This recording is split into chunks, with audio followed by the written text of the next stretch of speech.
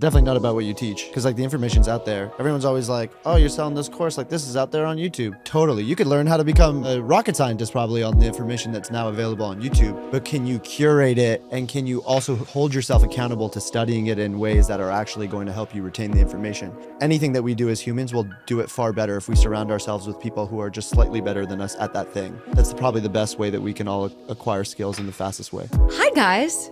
Hello. What's up, Gina? Zack, Kate, I want you guys to introduce yourselves because you have done incredible things. You are sitting at such an interesting place in not just the creator economy, but I really think about it as modern entrepreneurship. And so maybe my first question is introduce yourselves. I'm Zack. I'm from Toronto, Canada. And I started my career working at Shopify, just in the right place at the right time. Shopify was a quickly growing Canadian company. And I got a really great chance as part of Shopify to work with a ton of like up and coming streetwear brands and men's fashion brands, which was the space that I was really interested in. And through that, I would travel a lot to the USA. And in one of those trips, I got lucky enough to meet a group of guys that had just started a YouTube channel called Yes Theory. And we became really good friends. We ended up starting their clothing line together called Seek Discomfort. And that went so well that we co-founded a merchandising business to help creators launch their own apparel brands and do something that was a little bit more elevated than merch. That progressed into me loving California and moving out to start a management company to represent the Yes Theory guys, and have been doing creator management in a number of ways ever since, but always with a small number of larger creators. And that's how Kate and I also started working together. Pre-Zack, my story is that I started in education, built a research center at a university for a bit of time, focused on behavioral economics and gamification, really trying to understand how, like if you have 10,000 students sitting in a square mile, how do you design a better, more engaging experience where going to frat parties is less interesting than what is actually offered by the school. And then I taught in a fourth grade classroom for a little bit of time. And then met Zack probably a year or so later. I think we met like 5 years ago. Someone sent me a photo the other day of like my second day or something with you. I am a nerd and wrote an article about Yes Theory's business model that I cold emailed to Zack. So the kind of core thesis, and it's probably a lot of what we'll talk about today, is around this idea that businesses used to start with a product. They used to start with like a very clear thing. And so the example I used in the article was Nike. You know, Phil Knight started with a shoe. He said, let's make an amazing track spike. And then eventually Nike becomes this behemoth because there's a bunch of advertisers sitting in a room together trying to brainstorm what is a brand going to look and feel like. I looked at what Zack was doing with the Yes Theory boys and was like, damn, they're doing the absolute inverse of that. They're making amazing content that has this like extremely deep ethos to it. They're building this amazing community. And then once they had done that, they were going, okay, what products can we sell them, right? Which was where Seek Discomfort came in. And then about 3 years ago, with a third co-founder, Eric, who was part of the management company, we started a company called Creator Now, which was what we've been trying to do is just reimagine film school for creators. The digital skill set is far different from maybe traditional skill set, and there was no place to like go learn the skills to actually make YouTube videos and make TikToks and start to build a brand and an audience and a community online. And so we've been kind of tackling that for the last couple of years, and that's the whole origin story. Tell us about Creator Now. Tell us about kind of what you guys have built. Some of the things that you teach, some of the things that you've learned from aspiring creators, and what's working today. Yeah, I think the biggest thing that we saw was that a lot of creators would have the passion to get started, or aspiring creators, people that were creator curious, had the passion, but there's never really like an organized place for them to start. The traditional institutions of education were teaching something that was like 30 years in the past. And a lot of people would start, make a few videos that wouldn't go viral or, you know, would get like 4 views, and then they would get really discouraged and quit because they didn't know what to do to make them better. And they didn't really have anyone to go to that could give them credible advice. They'd go to their mom and they'd be like, that's great, honey, like keep going. And they're like, that doesn't give me anything. And so what we wanted to do was we wanted to create something that was also more elevated than the courses that were being released, because the courses were all pre-recorded. At the speed in which it moves, it's way too quick to be able to pre-record educational content, because a year later, that's no longer relevant, which is, I think, the reason why post-secondary institutions haven't been able to teach social media content creation, because by the time they even write the curriculum, it's changed. And so what we were thinking of doing was, rather than going out and getting A lot of these courses are created by people who have never done the thing. They haven't gotten 1 million subscribers. They haven't made content that's gotten the viewership that people aspire to. Why don't we actually go try to take those people and turn them into educators, or give them a platform or a place where these up-and-coming, aspiring, rising stars in the creator economy can actually have access to them? The other piece was we created like a system of accountability. And this comes to there was a lot of gamification built into the platform to get creators actually making things, because our philosophy was the only way they're actually going to learn is if they actually start. And can we create a community and a vibe in a place where it feels like everyone is doing this and everyone's trying? How did you identify was there an application process to get into the program? How did you basically decide on who was coming in? How many people did you reach and still reach to this day? Creator now is growing and thriving. And then what are some of those gamification things you built? That's a good question. So I'd say, well, I'll start with the gamification piece, which is, again, is like built around, can we actually get creators making stuff? Which was early on, we thought of Creator Now as this 6-week experience. We didn't try to go after a certain group of creators. It was more just Zack and I literally sitting and having tacos. And we were trying to come up with ideas of a business to build with Eric that made sense. And Eric really only cares about YouTube. Like, that's like literally what he cares about. And so we were like, well, we got to do something in YouTube. And then it was the three of us being like, well, we're frustrated with the state of education. So is there something different? And so we imagined Creator Now as a six-week experience where we would get creators to come and post a weekly video for 6 weeks. The whole promise was, come here, we're going to cap it at 300 people for the first one, and you're going to try to post 6 videos in 6 weeks, and then we're going to bring in all of our like friends that are amazing creators to come teach random things along the way. And then we put everyone into groups of 20 that were competing to see which team could hold the highest streak. The whole time have had a platform where we're tracking growth off of YouTube and like actually looking at, are these videos working at all? But the primary thing for us was actually making stuff is the leading indicator to the lagging indicator, which would be views and subscribers. So can we just get these like aspiring creators to actually be making stuff? And what we had realized in that first cohort was, of that group of 300 that came in and tried and did this, we had over 50% of creators posted 6 videos in 6 weeks. And many posted their first video for the first time, and then were able to make 6 in 6. So it was like this incredible feat. And that's when we realized, like, oh my gosh, there's something really here, which is, it was far less about us and like the educators we're bringing in. And it was more about, can you create this sense of camaraderie and this energy of bringing people together that have a shared mission, a shared goal, and then they get to go sprint at that. Our team at Mighty just did this model, like built this model. So we looked across millions of courses, millions of the communities on Mighty.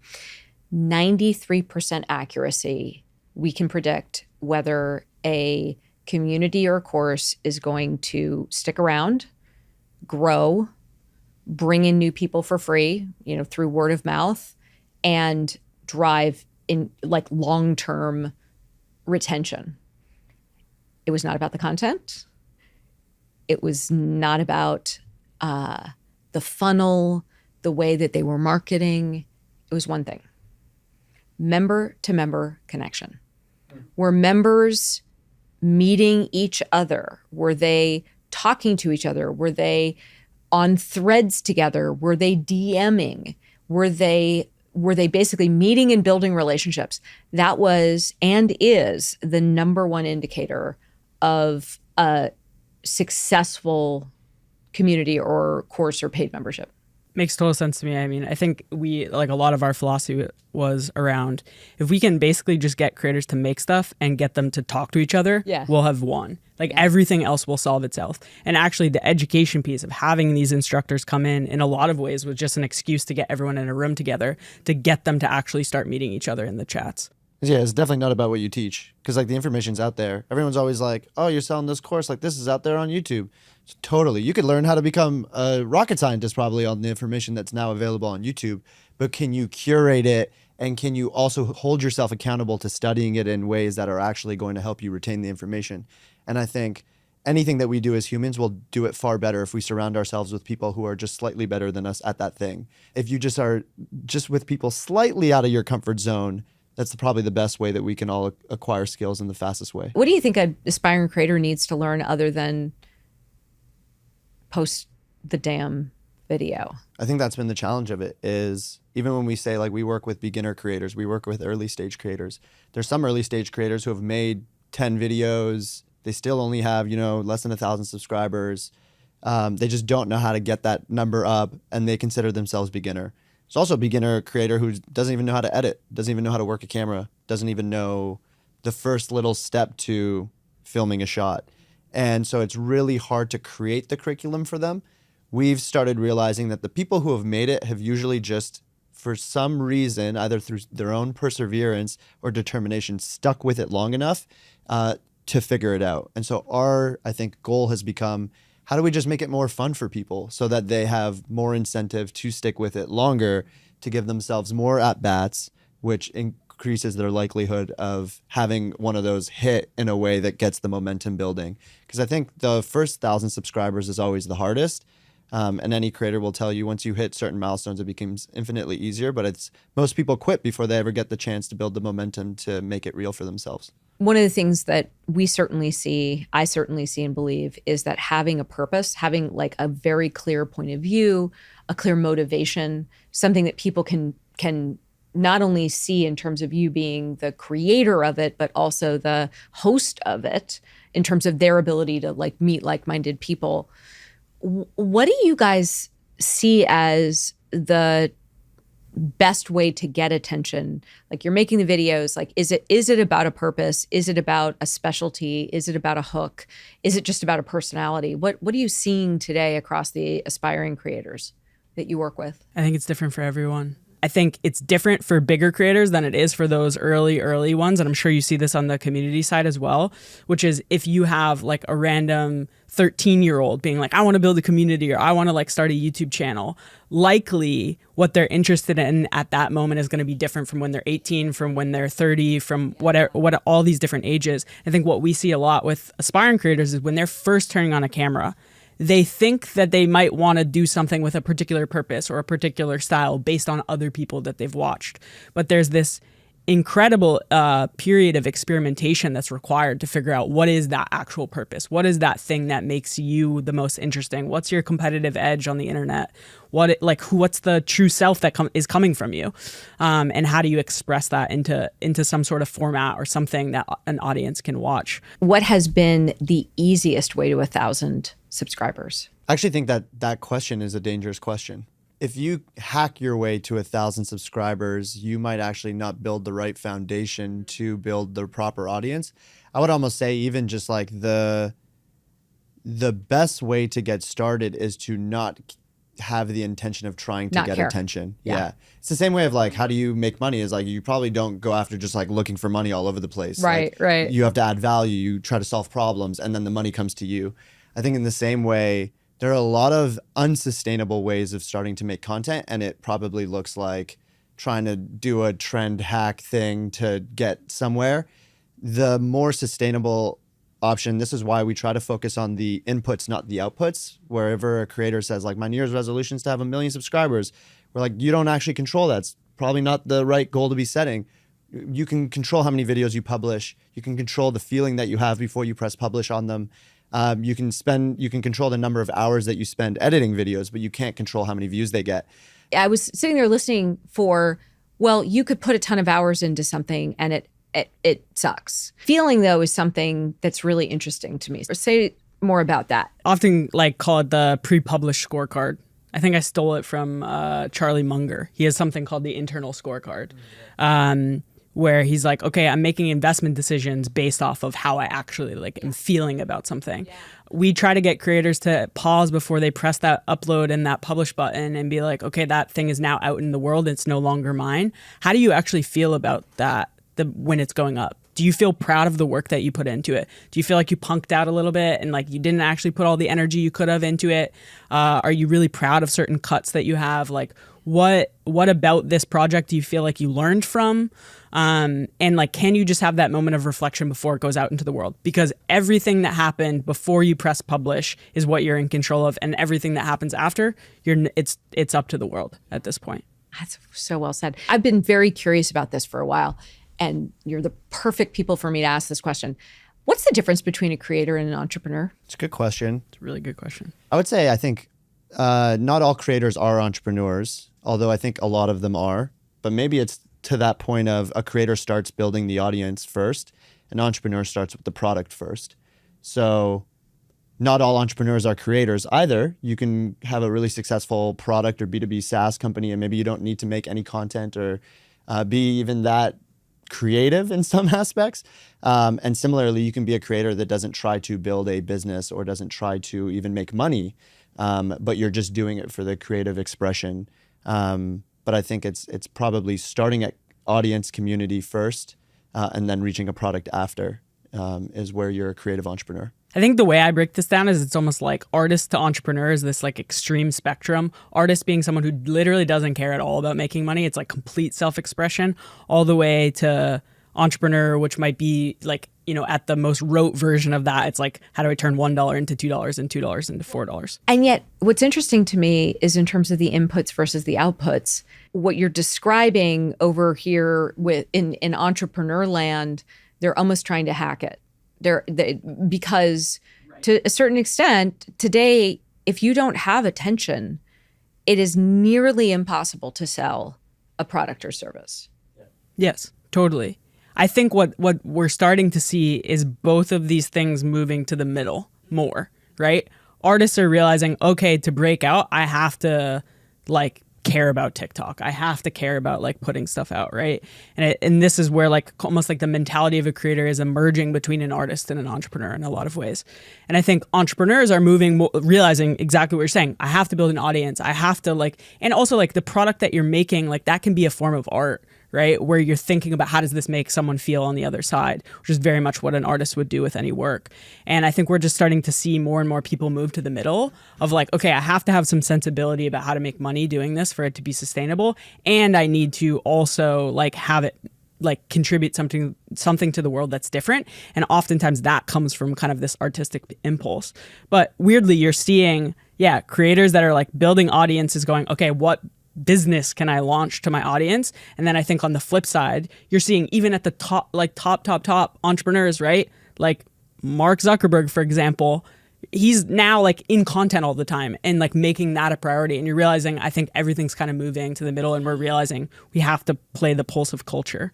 Yeah, I think both entrepreneurs and artists should be very aware of what's happening because to that point, I think we're all realizing that what we're all actually after is just time and attention. And so creators are now becoming some of the biggest artists in the world, as well as some of the biggest entrepreneurs in the world. And it's because of their ability to now create content and reach an audience for free because they understand these platforms and how people interact and use these platforms. And I think it's far easier to learn now because of things like AI and because of platforms like Shopify, how to run your own business. And so the barrier to entry in almost everything is completely being reduced a lot faster than these businesses and these artists are learning how to make content. I think that's the big macro change that we're seeing under our feet. What was true 6 months ago, a year ago, that just is no longer true? Actually, one big one is when we started Creator Now, one of the big things and the reason why we pushed people to post weekly was because our belief was that if you post weekly content, that will give you the best chance of breaking out. And it wasn't until we captured about 3 years worth of data, and we've also heard from top creators as well as small creators and medium-sized creators, that there's actually not a correlation between the consistency of your posting to the likelihood that you break out. Now, it does mean you have to post a lot or you have to put in a lot of work into those videos, but it's not as clear causation as we initially had anticipated. And so as long as you're not being indexed as inactive on these platforms, because I think there is a little bit of penalization in the algorithm where you do have to be posting, but it seems to be far more effective to ensure that your video is actually good and that you're improving your video after each and every single one versus, just punching the punching bag in the same way over and over and over again, hoping that things are going to change. And what does it look like to improve your videos from where you're sitting? Is it production value? Is it length? Is it kind of one message? Making them better is subjective. To Kate's pre-published checklist, most creators can watch a video and go, I probably could have done this differently. Or through the feedback that they might get from peers, they might realize, oh, I said too much here, or I didn't start with an engaging intro, or my hook wasn't strong enough, or people don't really feel connected to this character that I was trying to develop. And so if you make the next video and you just do the exact same thing the exact same way and not take those lessons and try to implement changes, then you're not making any progress. And I think a lot of us tend to just do the same thing over and over again and not learn from our mistakes. And so I think the difference is just focusing on what was told to me that I agree on that could have been better, and how am I actually going to do something about it in the next video. I agree totally. And I think I'll take it another step, which is I think most creators assume what they need to do is make all the cosmetic things better. So the production value needs to be better. My thumbnail needs to be better, like all of that. But the project is missing like a soul. Yeah. It's like missing a thing that would make you actually want to watch it. There are kids that shoot videos on their iPhones, like sitting in their car just chatting, that have thousands and thousands of views because the kid is saying something interesting. And so I think a lot of the advice, and I think we ran into this a lot with how we were educating, was early on, just start making stuff and like try to improve that it's actually delivering something to someone that's watching it, and then start to worry about the cosmetic changes. Because if you can learn how to make a video that has something that someone like wants to actually watch and is interesting, you can then add all of the layers of better production value, better thumbnails, better titles, and that will like actually reach a larger audience. But if you do the reverse, where you do all the cosmetic stuff right, but you never put the energy into figuring out how to make things that are really interesting that people want to watch, that's where you get lost. And we've seen a lot of creators, I think, do really good on the cosmetic and then quit because they never figured out like that main thing. This is the segment called Bad Advice. What do you think is the worst advice that is given to creators? I think maybe a bad advice that early stage creators get is to figure out your niche. And I think there are a lot of creators who are like 2, 3, 4 videos in, and they're like, I got to figure out my niche. And I think that shoehorns their, like kind of spotlights their creativity in a way where they're not actually even figuring out their own self and creative expression.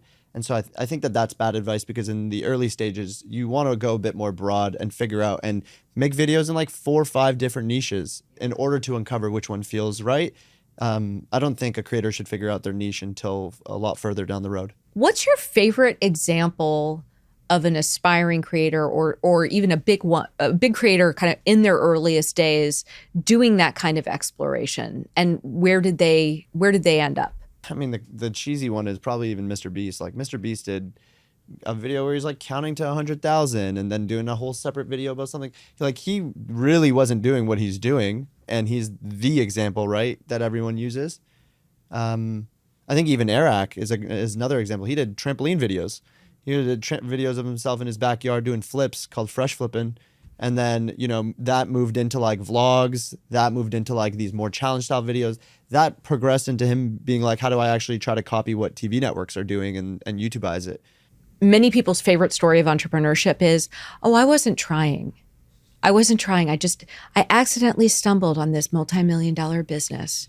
And like, oops, like it's just my, it's my natural charm. And that's what I've got. And meanwhile, that's never the true story. That is never the true story. I've been doing this for a very long time.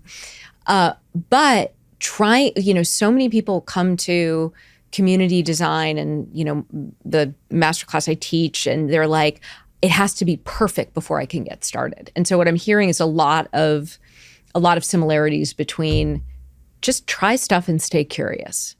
Just try it, stay curious. And whenever you're tempted to reframe something to failure, or like that initial instinct is failure, like, oh my God, I failed, like nobody cares, what am I doing with my life? Which is really easy to get to, is reframe it to, what did I learn? I think there's something that every small creator has that every larger creator envies, which is the ability to try stuff and have no expectations of who's watching. where I know every single creator with over 1 million subscribers is very envious that they can't do that anymore. And that now there's an expectation. Now they've kind of fit a niche already. Now if they try to change stuff, their audience might actually be upset and not watch. They also have like sunk cost. If the videos don't perform, they have a team that they got to pay.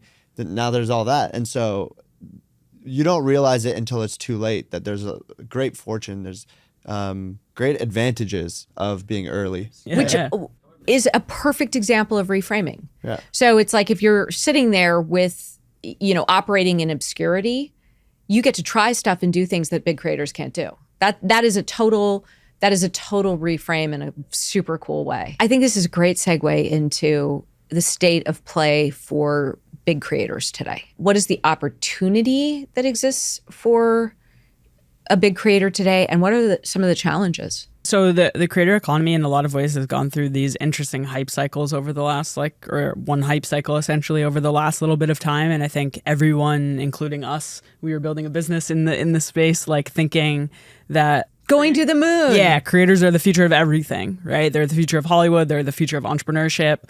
They're like every industry can be upended by creators. I still think that is true, but at a much less crazy rate than maybe what we thought. And I think generating an audience doesn't necessarily translate to you being able to launch a business. I think that thesis hasn't played out in the same way we assumed, which is, if you just aggregate 10 million people watching you, then you'll easily be able to build a massive business because that's a lot of people that are a potential market for that thing. I think we're starting to come back down to earth in some respects and start to realize that, attention is fractionalized. Fandom has changed a lot over the last number of years. The introduction of short form content has really split the way that people are viewing content, and people are not becoming stars in the way that they were 8 years ago, even.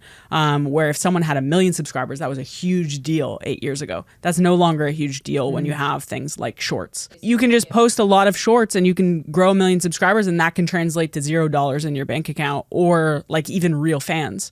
So there's a lot of the industry is definitely going through this transition in a lot of ways, and I think a lot of that is due to the introduction of short form content, and then also us coming down to earth to some degree, which was, I think, COVID at some level overinflated the amount that we thought the entire creator economy was worth, because more people were making content and more people were making money from making content because everyone was at home. And so I think that's kind of what created the hype cycle. But I still think there's an immense amount of opportunity to build meaningful audiences and meaningful communities on these platforms. Again, if you kind of figure out those early things and you have a real thing that you're bringing, and then there become a lot of opportunities that actually do open up if you've done kind of phase one, which is figuring out, what you're going to make and then aggregating a community around it. I think that has proved harder for even creators at a large size than we maybe initially thought it would be. Social media history in 60 seconds, these platforms started as places that we would connect with our peers and people that we know, and quickly turned into a place where we could upload content. We didn't really think that was us being a creator. It was like photo albums of our trips to whatever. And I think social media then turned into we follow a certain amount of creators or a certain type of creator, and then we see all of their content. So especially YouTube was very subscription based. That was how you found creators. And once you found your creator, you watched a lot of them. The reason this is the case is not just because people loved it. It was the easiest technology to scale. It was the easiest technology to scale to billions of people.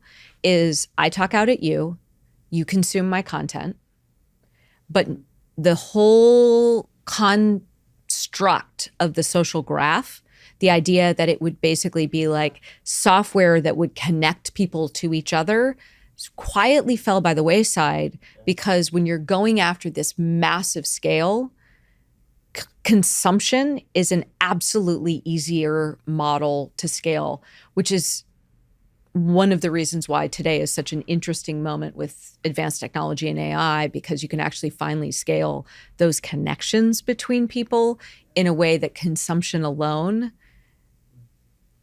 was, essentially you had to dumb things down so that you could actually scale to billions of people. 100%. You talk about that in your book, which is like that shift from social network to social media that almost like happened right in front of our eyes, but none of us like really noticed. Yeah, it. real quiet, real quick. And we assume it's all the same thing, but it's actually quite different. We don't even have social network anymore. It's so different than audiences or what we have thought about as communities on rented platforms. Exactly. And I think with creators, the move to short form changed a lot. After basically like the D'Amelio and Addison Rae stars broke out of TikTok, I would say there haven't really been any breakout stars in social media where we go, that's the it person. And if it happens, it's someone who's around for a month or two, and then we move on, and they're no longer that it person. That was very different than how things were in the past, where we would have a phenomenon like an icon come out, and they would be the talk of the town for months, if not years. And I think that's also happened in music. We haven't had a global breakout artist in the same way that we used to 10 years ago. And I think that's because we are fragmenting our attention across a larger, broader scope of artists, creators, and even some of the businesses that we use. I think we're just like fragmenting everything. So I think that's the kind of changing tide that's challenging a lot of creators, because they no longer can potentially make the same amount of money, either through the advertising revenue that they're seeing in their videos, but also through the connection that they can build with an audience on these social platforms alone that could lead to products. How are you thinking about, at the high end of the market, at the big creators, what's good strategy today? The example that comes to mind that is a creator named Ali Abdaal. He's a UK-based productivity creator. Huge shout out and kudos to Ali. I think he's a gold standard of what a creator also being an entrepreneur looks like. And what I would say he's done incredibly well is he started making YouTube content as someone studying in med school, showcasing what it's like being a med school student. And that turned into his productivity advice and his general just like lifestyle advice. He's created different content through different mediums. So he has his short form content, he has his podcast, he has his long form videos, and he's found that he's been able to successfully launch businesses. So he had a platform very similar to Creator Now that we thought has done a great job, called the Part-Time YouTuber Academy, where he would teach other people how to do essentially what he's done. And then has also now written a book. And so he's now starting to world build, which I think you as a creator, to face the challenges that we just talked about, you almost need to become a world builder.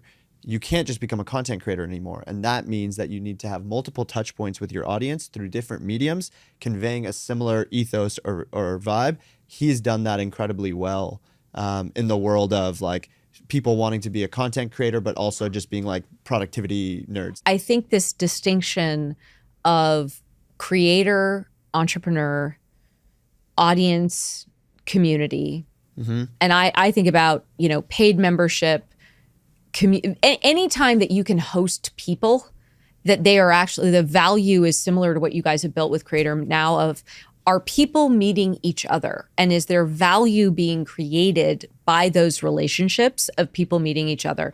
That to me is a community. That to me is a social network. But there's something you just said that I think is super interesting. I hadn't thought about it in exactly this way, which is the difference between creating content and creating an immersive world.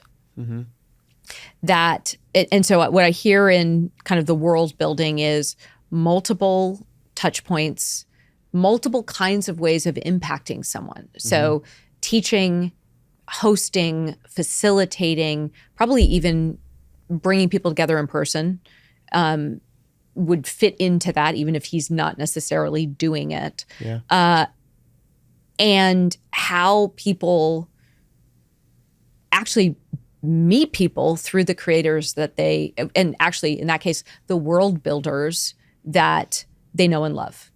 Yeah, I would say it starts with empathy to the person is where it should start. And so what Ali has done well is understand that there's this persona out there that is a productivity nerd, wants everything optimized, wants their systems and apps to be like working in sync with one another. And he's launched things in multiple touch points. So he launched a keyboard that was like a cool minimalist keyboard that people can use, knowing that people kind of like bringing back retro nostalgic keyboards into their computers.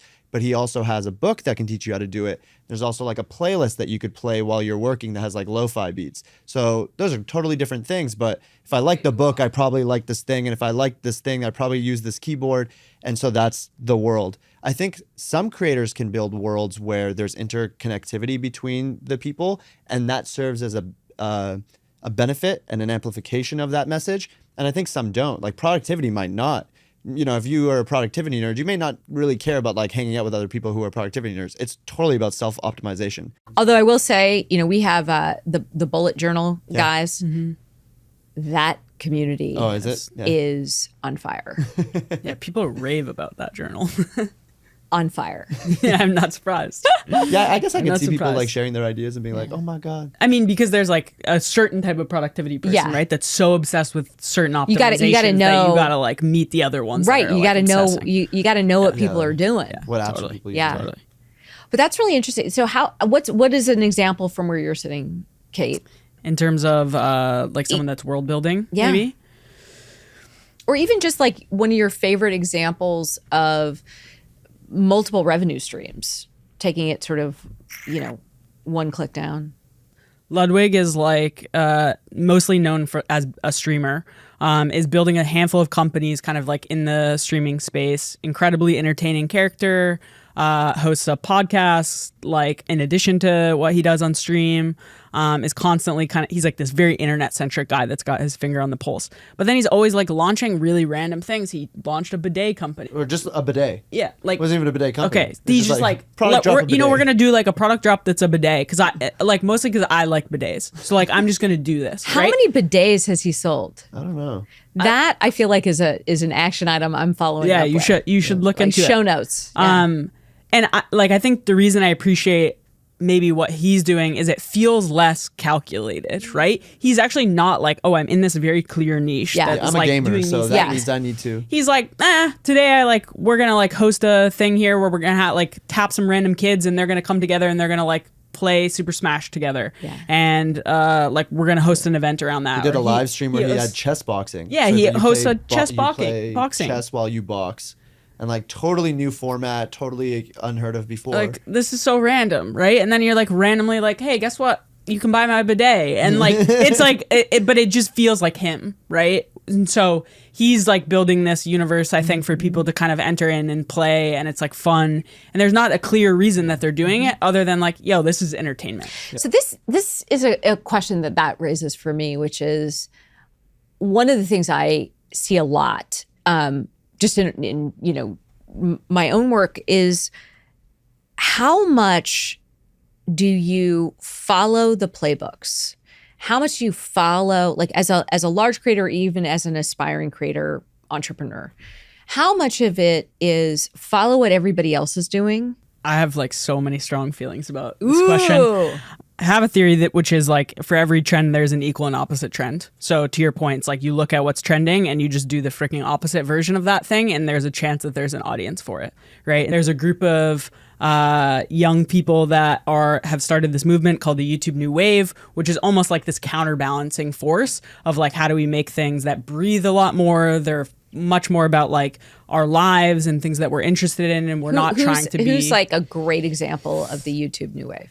Max Reisinger is a good friend of ours. Natalie Lynn makes incredible films. Wholesome Simon, like Ryan Ng, there's a group of them that make amazing stuff. Also, I love hearing that they've named it and claimed it. Yeah. They've got a hashtag. It's like a whole thing. Like a whole thing. Yeah, it's like a proper movement, right? Yeah. And so you can have these kind of counterbalancing trends and pieces, right? You can look at the market and you can either be part of the market or you can like go against it. I think the most sustainable path is actually not doing any of that. And it's just going, what do you want to make? I would say not looking at what everyone else competing with you is doing is really, really important. It's actually interesting for building communities. It's a little bit different. What is your community going to be able to do a year from now that they're not able to do today? Looking out a year from now, 2 years from now, what do you think the modern creator business content strategy. What do you think it's going to look like a year from now or even 2 years from now for the people you care about, the people that you think about, their businesses, their impact?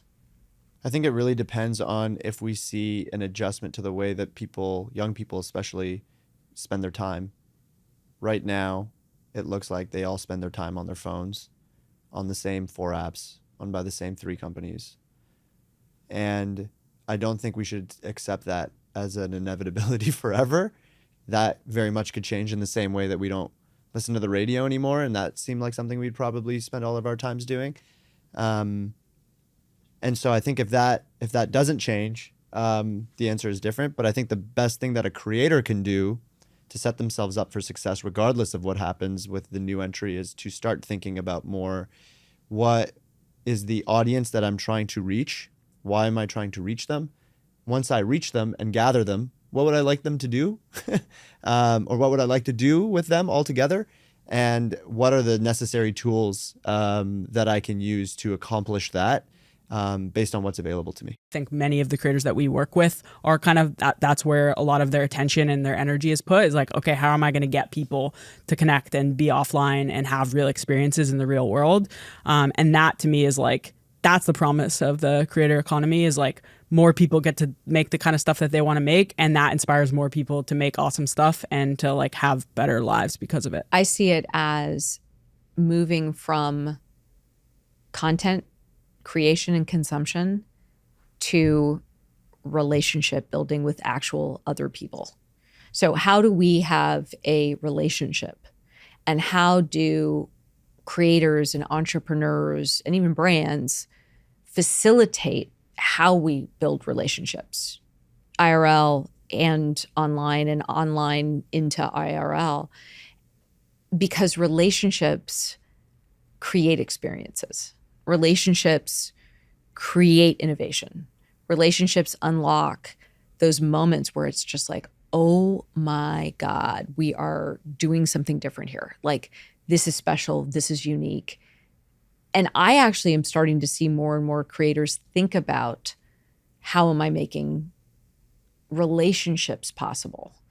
And I think that's going to just be a less depressing trend than all I do is consume now 10 hours a day of content. The interesting thing for me, where Mighty solves this massive problem in the world, and this problem specifically, is creators can have a very big choice to make, which is, are they the thing that all the attention is going towards, or do they want to and have the ability to redeflect the attention towards a thing that they believe? And there are pros and cons to that decision. By doing so, it may actually be harder because we like following people, but if a creator can direct that spotlight and say, actually, it's not about me, it's about this thing that I believe very strongly. And if you believe in this thing, then you can join a community, or we can rally around trying to make this thing happen in the world. And that creates the world where people can start to have interconnectivity because they also share that belief. It's not about the egotistical, we're fans of this person. It's about, I believe what that person believes. They're just the figurehead of it. Yeah. And I think that's where creators can make meaningful change, but it requires these creators to ask themselves a very challenging question, oftentimes at a very early stage in their lives, which is like, what am I willing to believe and stand up for more than anything else? And that's a very challenging question. I think a lot of creators probably don't do this because they think it's really hard to build a community and manage it. And, to your credit, and what you're doing at Mighty is like, it's only getting easier.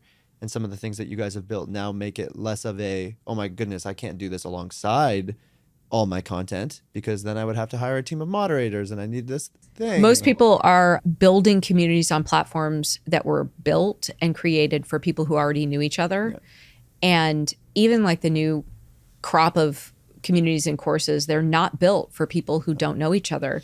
And the way that you get scale and create a really valuable world is when platform is set up to introduce your people to each other. Yep. And I think you guys have done that so well with Creator Now, even before the technology was available for this. Mm-hmm. And now that is just getting easier and easier. And that is where not all places are created equal in this way. That's all right. I am so grateful for the time that you guys have spent with me. I feel like I've learned a lot. Thank you, Zack, Kate. Really appreciate you guys taking the time. Appreciate Thank you for having us. Appreciate all of you.